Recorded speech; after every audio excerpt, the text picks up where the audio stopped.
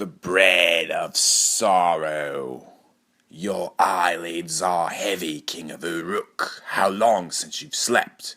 Gilgamesh gave a start. A day or two, perhaps, if only the gods would test me like that.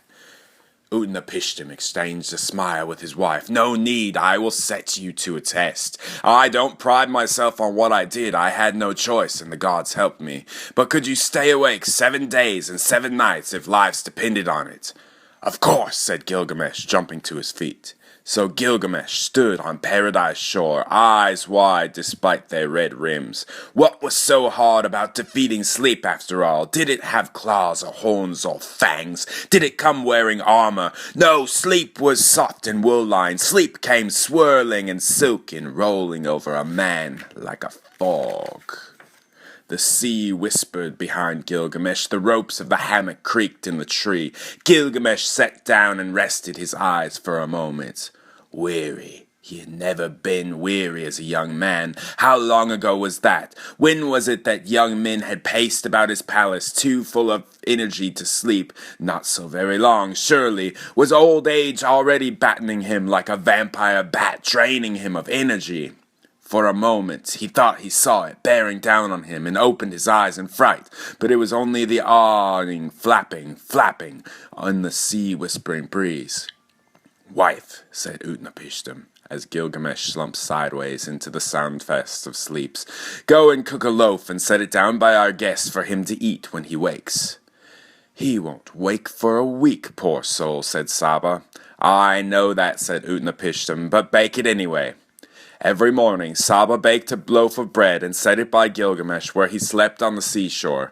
They lay like 7 pillows beside the sleeping king of Uruk. When at last he stirred, his opening eyes struggling to focus, the next moment he was on his feet, swaying slightly from dizziness. That was a great sleep, Gilgamesh, said Utnapishtim. A great sleep born out of a great weariness. Sleep?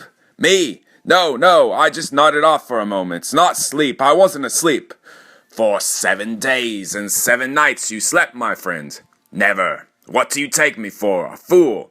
Each day I had my wife bake a loaf. Look, there they are. You can see how old they are. The first is green with mold, the last is still warm. In between are all the stages a loaf goes through before it ceases to be a loaf. A little like the life of a man, wouldn't you say? Sweet-smelling, softly tender at first, harder with age, a harder outer crust to defend man against life's knocks, little by little more brittle, then at last decay. Which loaf of bread are you, I wonder? Gilgamesh's reply was to kick the oldest and most mildewed loaf out to sea. It exploded like dust around his foot. He had failed the challenge. His weary, aging body had let him down. He had failed, and failure was a bitter bread indeed for a man like Gilgamesh to eat. Sit down and breakfast, my friend, said Utnapishtim. My wife bakes very good bread, and what's more does a man need than a happy loaf of bread, a jug of wine, and good company? Give up your quest. The gods never meant you to live forever, so why spoil the life they did give you? Is the rainbow any less beautiful because it's short-lived, or because you can't grasp it? Consider, man, perhaps it is beautiful expressly because of that. But Gilgamesh was not listening. His heart had turned to mold like that of the first made loaf. All his dreams had exploded into dust. He knelt in the sand and wept, banging his forehead on the ground, tasting his own salt tears running at the corners of his mouth like the spray from the river of death. Urshanabi had brought his fairy close to the beach to see if he could glimpse Gilgamesh. Far away was angry. Ferryman, you were wrong to bring this man here. Take him away, and take yourself too. Have you not broken your promise to Shamash by bringing him here? You have forfeited your right to sail in the service of the immortals. Urshanabi meekly bowed his head in apology, accepting his banishment from Paradise Shore. He helped Gilgamesh aboard and put out to sea again. The mast was mended now. A new sail caught the warm wind. Gilgamesh sat, huddled at the stern, still weeping. I feel sorry for the man, said Saba, standing in the circle of her husband's arm. He is so very, very afraid. My heart bleeds for him. Overhearing her words, Gilgamesh shuddered with shame. Am I a god? Could I have granted him immortality? Her husband asked in reply.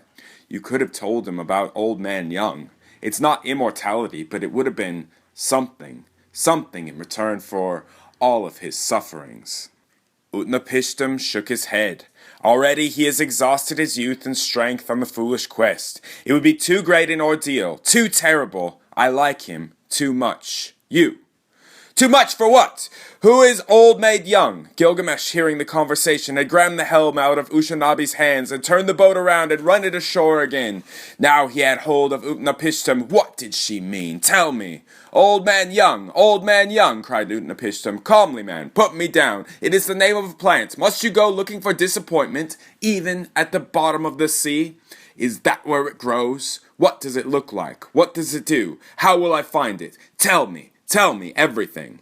And so Utnapishtim told Gilgamesh about Old Man Young, a single weed growing offshore, protected by ripping currents and armed with thorns so sharp that even the crabs could not slice it through with their armored claws. Grip it tight and fetch it up to the light. It has magic enough to make 100 Old Man Young again, said Utnapishtim. But whereas there had been friendship before in his eyes, there was a faraway look now, a saddened vexation at Gilgamesh's lack of manners, gratitude, and kingly dignity.